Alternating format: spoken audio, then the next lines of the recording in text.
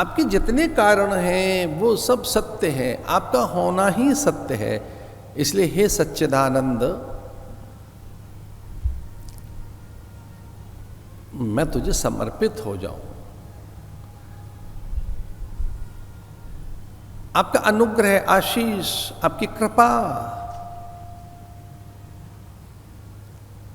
हे अव्याज करुणा मूर्ति, सत्यात्मकम त्वाम शरणम प्रपन्ना, मैं तेरी शरण में हूं।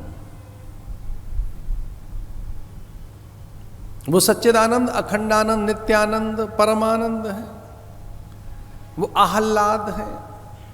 संसार मिल जाए तो सुख की अनुभूति होती है। आत्यंतिक दुख की निवृत्ति और सुख की प्राप्ति के लिए हमारे सारे प्रयोग, श्रम, साधन, योग्यता है। हम जो कुछ कर रहे हैं आत्यंतिक दुख की निवृत्ति के लिए, कि दुख रहे नहीं हमारे पास। जन्म मृत्यु जरा व्याधि दुख दोषानुदर्शनम,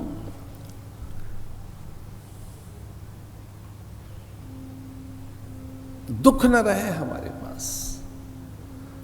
चूंकि दुख है, दुख का समूह है, दुख की निवृत्ति करनी है, और दुख न रहे तो फिर क्या रहे?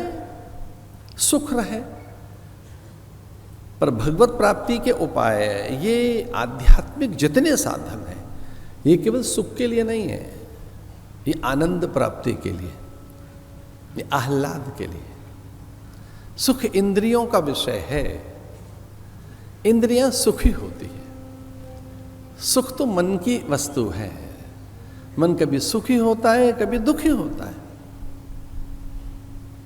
सुख दुख मन की अनुभूतियां, वो कब कितना दुखी हो सकता है, कितना कम दुखी हो सकता है, कब कितना अधिक सुखी हो सकता है। मन और इंद्रियों के वाणिज्य व्यापार का नाम सुख दुख है। लेकिन आनंद अतीन्द्रिय है। और परमात्मा भी मन बुद्धि इंद्रियों से पृथक की सत्ता है। इंद्रियों से जगत ही अनुभूत होगा, प्रकृति ही अनुभूत होगी। हम प्रकृति से ये बना शरीर प्रकृति की ही चीजों में उलझा रहता है। प्रकृति केवल 8 चीजों से मिलकर बनी है। व्योम, नीर, धूल, आग, बयार, मन, बुद्धि, अहंकार। ये 8 ही वस्तुएं तो हैं प्रकृति में, और क्या है? व्योम, नीर, धूल, आग, बयार, ये धरती, अंबर, अग्नि, जल, वायु, और मन, बुद्धि, अहंकार।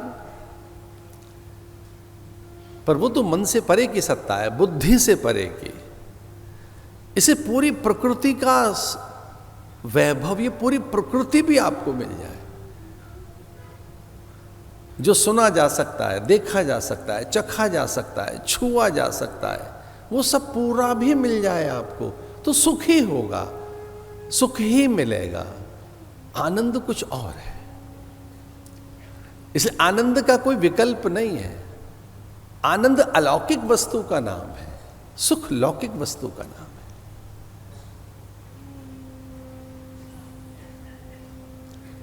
क्योंकि भगवान में जो यश है, श्री है, ऐश्वर्य है, ये लौकिक वस्तु हैं भगवान के। पर धर्म, ज्ञान, वैराग्य अलौकिक है। भगवान में जो धर्म और ज्ञान वैराग्य है, ये जो षड विभूतियां हैं भगवान की, धर्म, ज्ञान, वैराग्य, ये अलौकिक है। ज्ञान लौकिक वस्तु नहीं है, ज्ञान अलौकिक वस्तु है। वैराग्य के आने पर कपाट खुलते हैं, भीतर की आंखें खुलती हैं, और ये रह नहीं जाता। वैराग्य के आने के बाद दुख नहीं रह जाएगा। वैराग्य के जगने के बाद में दुख की सारी मान्यताएं ध्वस्त हो जाती हैं, कहीं दुख नहीं रहता। इसे सन्यासी अपनी वैराग्य की अग्नि को जलाता है, वो भीतर के धुएं को सुलगाता है, वो भीतर में ध्वनि रमा के बैठ जाता है। जैसे सन्यासियों में प्राय महापुरुषों के भीतर धधक रही होती है ज्ञानाग्नि, ज्ञान ज्वालाएं, ज्ञानाग्नि, उस ज्ञानाग्नि में वो दग्ध कर लेता है संसार की सारी उन विकृति विकारों को, ऐषणाओं को, आसक्तियों को,